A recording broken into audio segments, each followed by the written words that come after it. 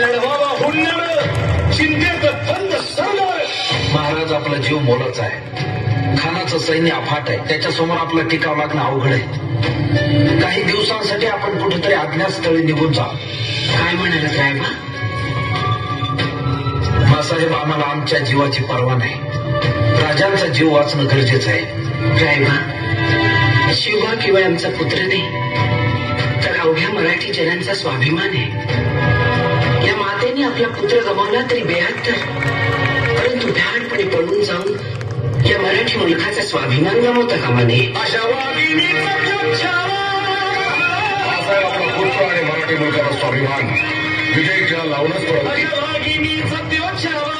गनिमान कसा ठेचावा, डोक्यात नेहमी गावा. नेहमीचा